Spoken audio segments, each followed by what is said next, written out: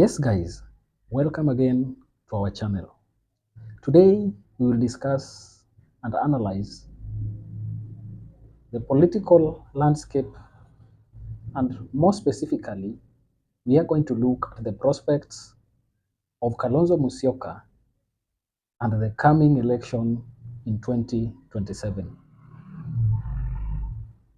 The man from Seikuru has had an illustrious political journey, but one thing we must learn is that it has been a journey where he has been labeled different names at different times. These names have come from the fact that at the moment when critical decisions have needed to be made, he acted in a way that did not go well with a larger population, more so when it comes to those who are supporting him. We know that in 2007 was the first time Kalonzo stood and ran for presidency.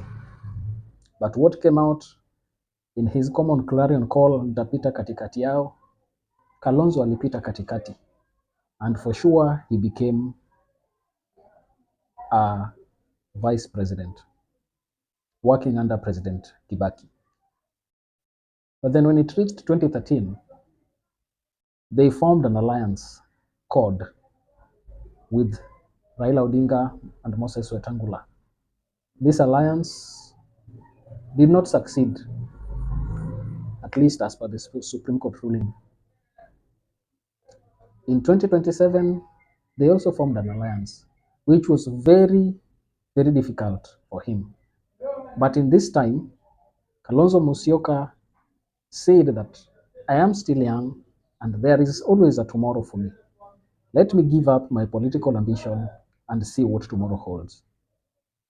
Successfully, Kalonzo supported Baba, but when it came to elections, they still did not make it.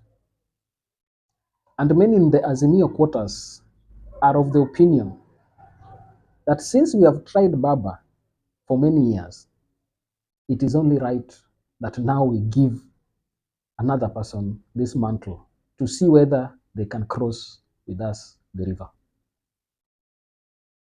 And as people are jostling over different issues, economy, political relationships that are being built right now, one major thing happened on Friday.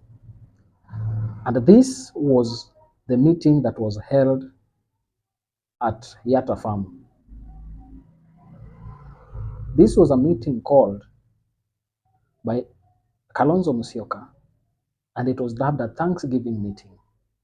But instead, the meeting gave us an impression, and I want to take time in this video to analyze what this meeting portends for Kalonzo and for Azimio leadership, and then link it to the 2027 elections. For everyone who is watching, please, we like you and we welcome you to our insightful political analysis. We are requesting you to please take a minute or two to subscribe, like this video, and also never forget to comment on any issue that you find relevant and anything that you could share with us. Let us look at the reason why I say Kalonzo is the man to watch. I watched the video, and in fact I watched it live. That event at Yatta Farm. And first of all, what strikes me deeply is the presentation, how that was presented. If you looked at the background, you'd realize that there was that huge wiper banner, that digital wiper banner that was set there. And looking at it, Kalonzo was given a center stage. And almost everybody who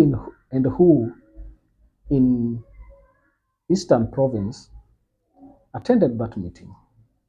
All the Ukambani governors were there. Those who attended this meeting also included business leaders and opinion shapers in that region. I remember Kalonzo giving a shout out to one of the businessmen who assisted them during campaigns by printing banners and everything. So looking at those who were called in this meeting, it is clear that Kalonzo has begun his race for 2022 presidential election. Kalonzo was flanked by all Azimio dignitaries. Raila Odinga was there, Martha Karua, Eugene Wamalwa, Mwangi wa Iria, and many others. But one notable person that I saw in that meeting is called Maina Njenga. Maina Njenga is unique because first, he has some following in central Kenya. But while this following might not be that big, the consciousness that he pricks into the Mount Kenya youth with this issue around finding the real Mau Maus, Maina Njenga has been up to the task. And remember, the day before the burial of Field Marshal Mukami Kimathi, Kalonzo Musyoka and Maina Njenga were together. But then it turned out that Kalonzo Musyoka did not attend this burial. What do you think? Look at those two scenarios. His attendance at Yatta Farm Thanksgiving event, and then the meeting they had before the burial of Mama Kimathi. I take these two striking meetings to state that Kalonzo Musyoka is looking at consolidating the central Kenya votes. And since Raila has been a difficult candidate to sell in Mount Kenya, Azimio is going to give us Kalonzo Musyoka, and it is Kalonzo Musyoka who will be their presidential candidate. And remember, Kalonzo and Central have not had any issue. It was very difficult selling Raila because Raila has had a lot of things working against him. First of all, being an opposition leader. And during the times when he has been opposition leader, those who have been in power have largely been people from central Kenya. And therefore, any youth who was born in 90s onwards can only remember President Kibaki and President Ruto. And looking at all those periods, you'd realize that Raila Odinga was in the opposition castigating their leadership. And if tribe is anything to go by, these people would start thinking like Raila Odinga does not like any person from their tribe. And therefore Raila Odinga has had a very tough hill to climb. Raila Odinga has also had serious fallouts with Western countries. And that is why, even up to now, he keeps on accusing some members of the diplomatic corps to have been involved in 2022 election rigging claim that he keeps propagating. When it comes to Kalonzo Musyoka, even African regional leaders, they know him as a man who comes slowly and a man who keeps friends, a man who is not radical.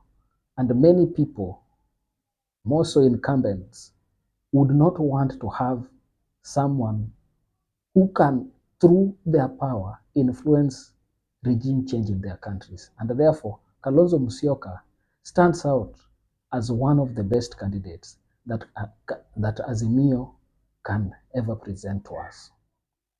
Another issue that I will look at is the letter that was posted in Raila Odinga's Twitter handle yesterday night. One thing that stands out is that Raila Odinga decided to start dissociating himself from the political issues that are affecting Kenya.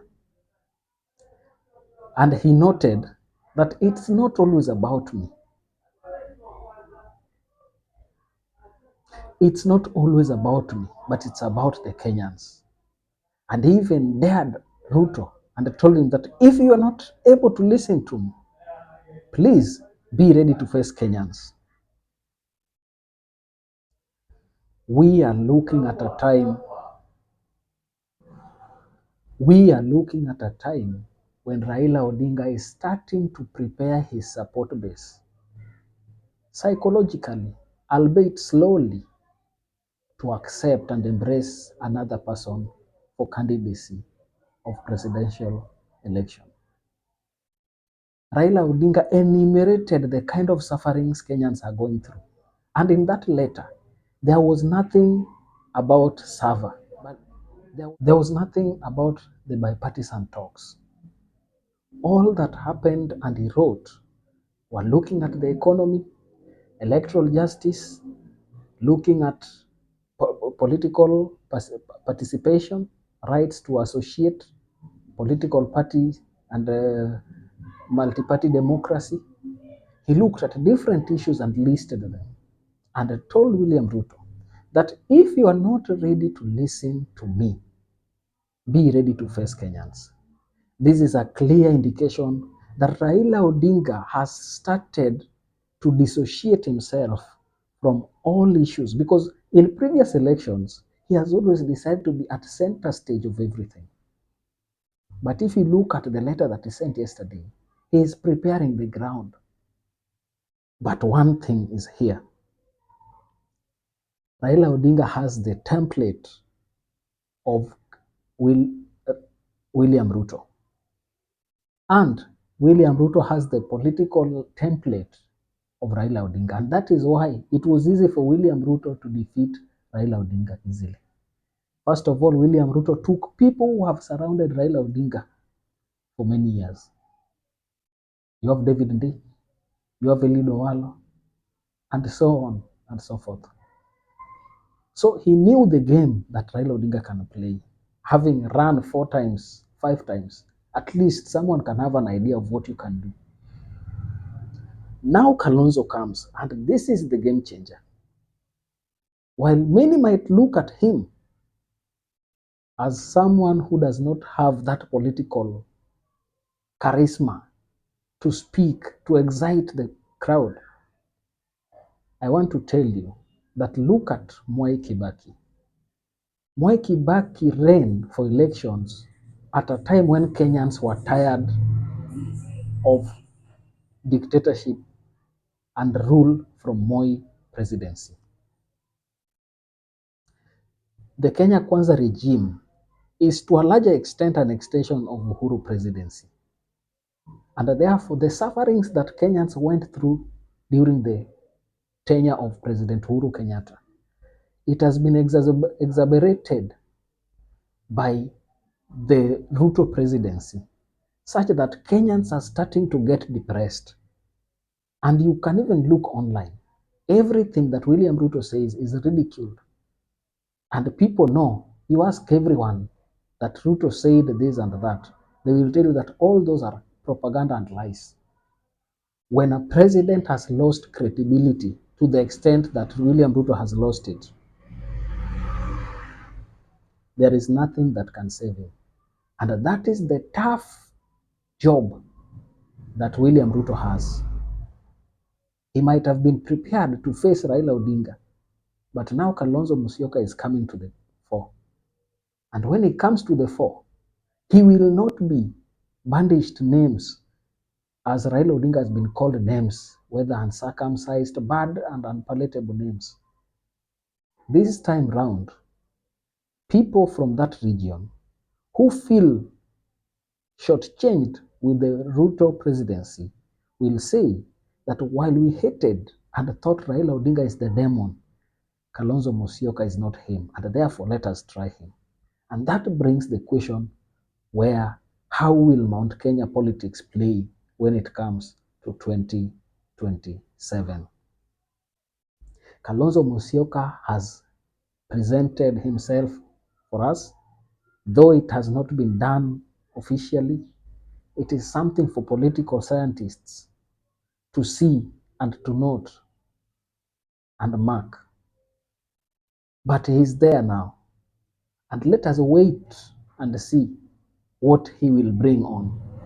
The only thing he must do is to now work on his image and endear himself to Kenyans so that many Kenyans can understand him and many Kenyans can feel attached to him. With that, William Ruto will have a long election come 2027. Thank you. That is my opinion. That is my view. If you have a different opinion, please never forget to comment down there so that we can exchange, and even I can come up and do another video so that we can always understand how we shape and we state our political